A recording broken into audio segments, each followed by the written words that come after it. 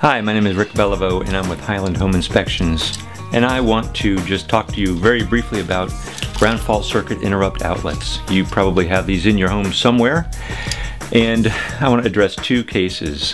One is the outlets in your kitchen aren't working, or at least some of them don't seem to be working, or maybe your microwave's not working. These outlets are wired typically in new construction so that there are two 20 amp circuits coming into the kitchen. So if you're in a newer house, in a newer kitchen, you might have two of these. Look around, you might have two 20 amp GFCIs. All of the other outlets in the kitchen are probably wired to this, especially if they're near the water. Your microwave might also be wired to one of them. The kitchen island outlets should be wired to them. And that's something that people don't often realize. If these two GFCI outlets that are in the kitchen trip, generally all of the outlets in the kitchen will go off. Hopefully if there's a gas cooktop, that doesn't go off. It doesn't need to go off.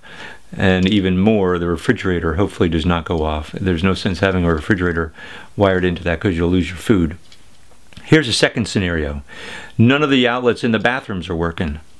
Well, generally, oftentimes, one GFI or GFCI is used to protect all of the other bathrooms. These are pretty expensive, so a builder can save a lot of money by buying one of these and wiring all of the other outlets, all the other bathrooms that need to be protected to this one.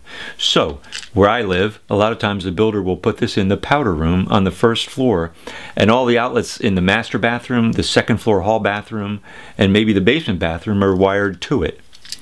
Or it might be in the master bedroom, or even in the kids' bathroom on the second floor. And when it trips, all of the outlets in the bathrooms are off. And all you got to do is hit the red reset button, and they'll all come back on. A third scenario is that your outside outlets are not working. Again, in newer homes, the outside outlets need to be wired to one of these. But they'll often put this one in the garage or in the basement near the electric panel perhaps. And when it's tripped, all the outlets in the outside and probably in the garage will go off as well.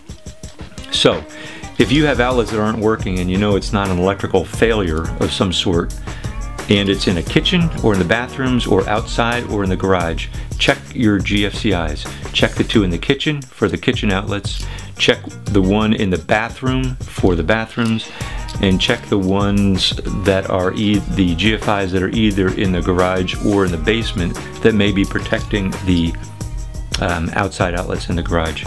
Those are just three scenarios that we typically see on home inspections. You can get all kinds of different combinations too. Different electricians wire them differently. That's what I just described is a very common wiring technique that we see in Howard County, Maryland. Thank you for listening. Have a good day.